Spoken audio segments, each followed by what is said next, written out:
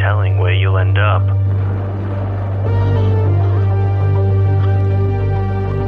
Can you make it through? To the night's end. I'll see you soon.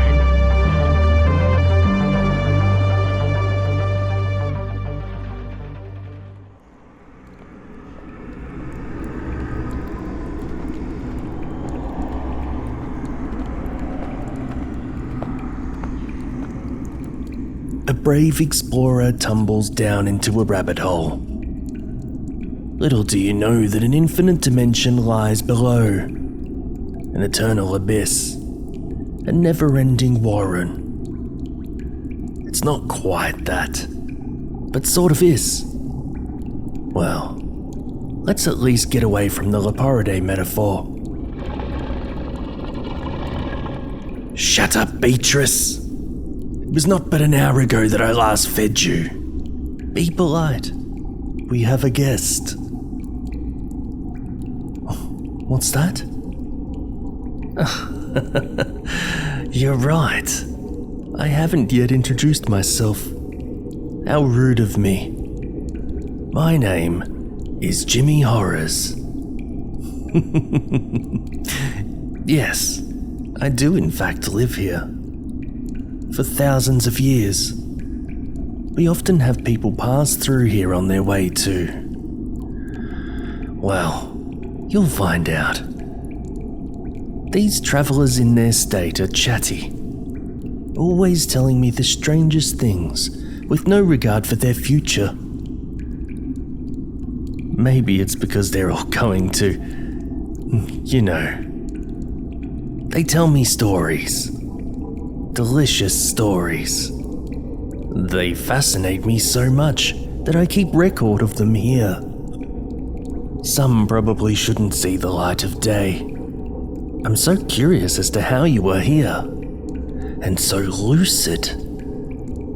There must be something special about you. Maybe I can share a story with you. What do you reckon? Good. Have you ever been a guest of honor where something doesn't quite feel right? How about taking a bus ride on an infinite highway? Or maybe you've been kidnapped and need to find a way to escape. Oh, Beatrice. Okay, dear, I'm coming. I'm sorry, friend. I have to go deal with this. You do not want to see her mad. Let me take care of this and I'll be right back. Have a seat.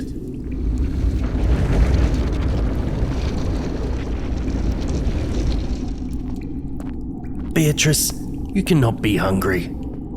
You had those twins earlier. You even ate their clothing.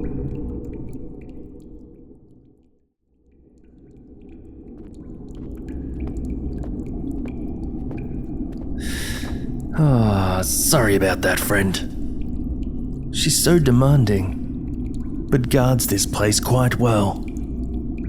She calms right down after a good feed. Can't say as such of the other things down here. I guess you want to hear a story, don't you? Sit back and relax. This one is called The Ballroom. Written and narrated by James Barnett.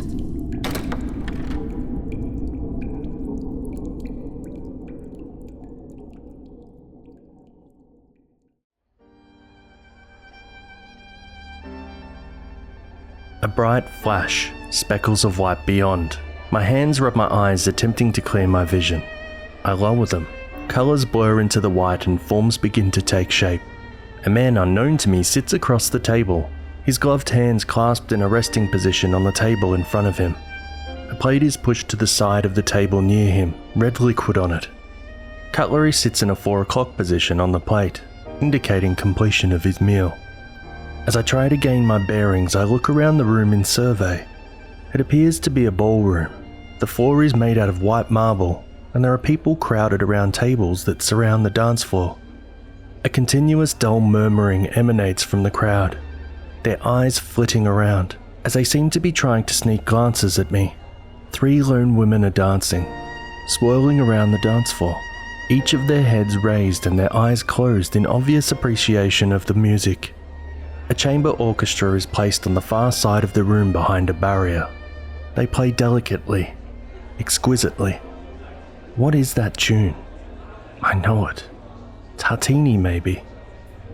The roof of the ballroom is decorated with paintings. Angels infinitely poised in battle with demons below. A battle of light and dark, good and evil. Neither side gaining anything, but neither side losing either. Within the middle of the battle, there is a depiction of the moment Jesus was pierced with the lance of Longinus, his face a mask of sorrow, a tear on his left cheek. Beyond the depiction of this never-ending war, cherubs look down onto the dancers with smiles on their faces. The windows are in a shape of an arch that reach the roof. The points look as though they are piercing the ceiling.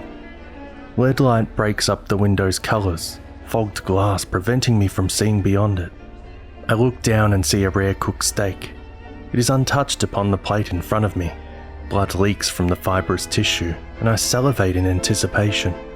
I cut off a piece and place it in my mouth. The juices roll around my tongue and slowly drip down my throat as I chew it. I'm no more than halfway through the bloody meal, and I realise the gentleman is watching me. I pick up the linen napkin that is sitting on my knees and wipe my lips before looking at him. I'm sorry, I say, inclining my head in apology. I have the most ravenous appetite, and I couldn't resist. Bloody enough for you? He asks, unclasping his hands and raising a glass of red wine to his lips. It is without doubt the best piece of meat I've ever tasted, I reply, following his lead and taking a sip of the wine in front of me. It has a perfectly balanced blend of sweet and spice that gives my throat a tingling sensation. I'm sorry, sir, have we met? The gentleman smiles widely, baring abnormally straight teeth.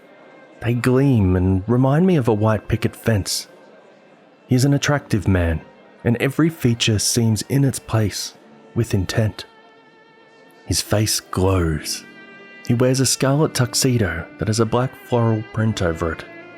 Underneath the trim jacket, he has a black shirt and a purple cravat. The whole outfit together a masterpiece. I'm glad you're enjoying it, he says, cheerfully rapping his knuckles on the table. Where am I? I ask out loud. The last thing I remember doing was watching the television at home. You're at a ball, he chimes. It is in your honour. For me? But I don't... I mean, why? I shift nervously in my seat. There's nothing special about me. But that simply is not true, my friend, he rebuts, getting out of his chair and standing for the first time. He must be at least 6'5". Au contraire, you're the most important person here. Come, take a walk with me.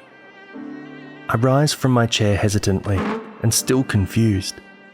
None of this makes sense. I was watching TV in my apartment what felt like only moments ago. How did I get here? The man leads me around the edge of the ballroom floor, and I study the dancers. Their rhythmic flow relaxes me a little, and I set an equal pace beside the man. The dancers are fantastically dressed in ornate ball gowns, each one unique. Even though they twirl and glide about with their heads in the air, the long trains wisp about them like smoke, giving them an ethereal aura.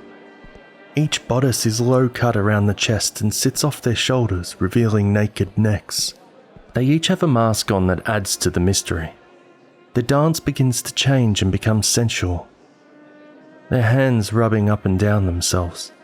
The slits in the dresses are so high that when they move their legs, the whole thigh is revealed, not leaving much to the imagination. I can't help but feel aroused at their presence, and my body reacts to their subtle movements. The man takes a sidelong glance at me before asking me a question. Is anything coming back to you? As he says this, the music becomes layered with discordant strings. The harmony still plays consistently, but haunting overtones begin to increase in volume.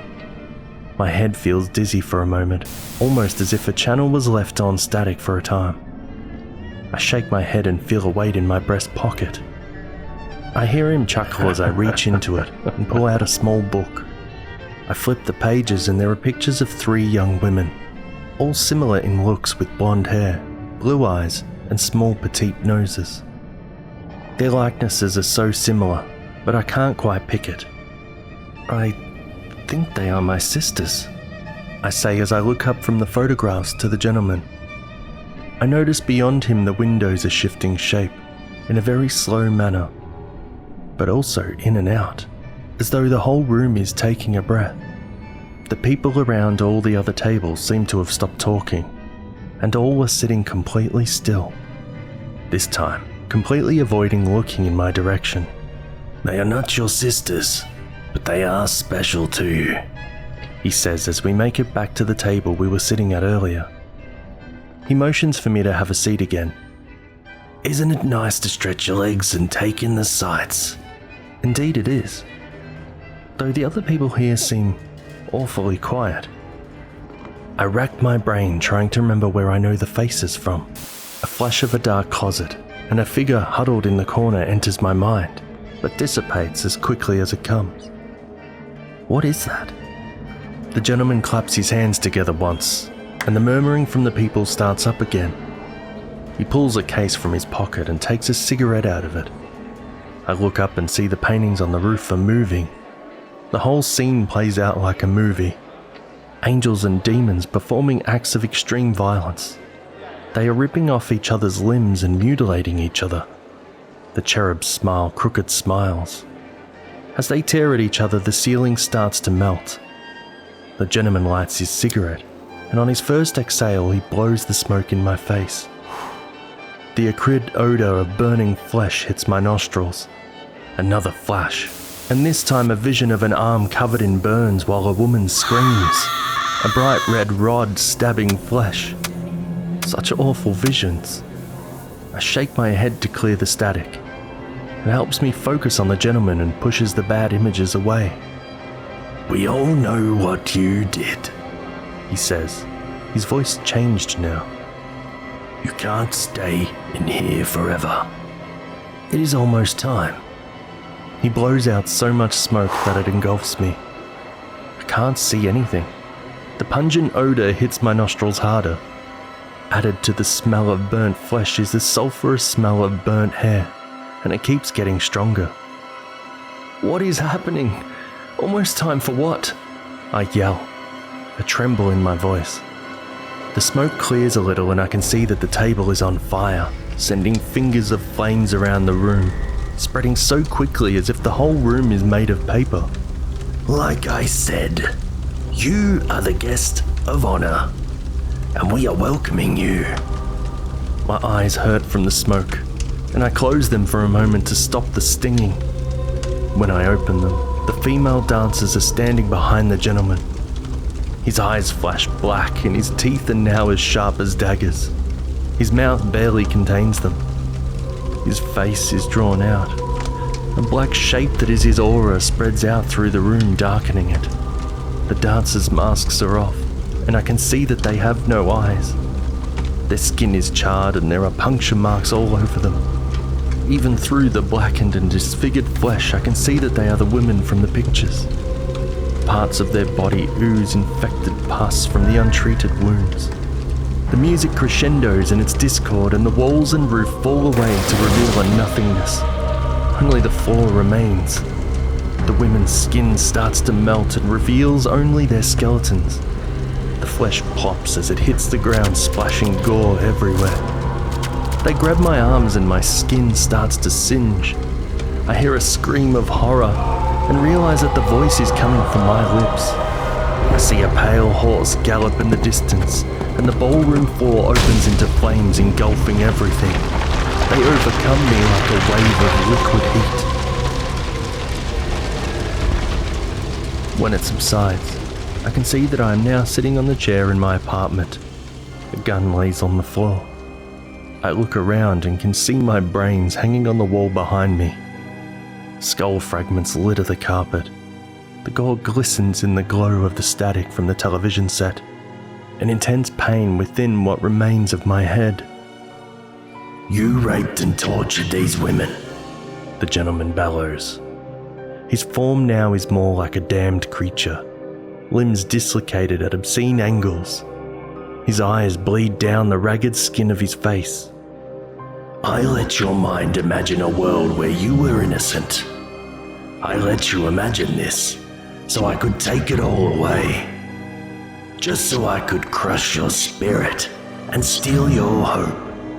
Finally, and this is the most important one, I did this so I could reap you and drag you to the hell you deserve. I remember everything now, in this final moment. I had kept these women in small rooms that they couldn't quite stand up in, rooms they couldn't turn around in. I treated them like swine, and I used them for my sexual depravity. I made them suffer. And now it seems, I am to suffer too. The flames fill the floor, and the creatures drag what remains of me down into an arcane fissure that fragments the ground of my apartment. I do not resist. I saw death's face today.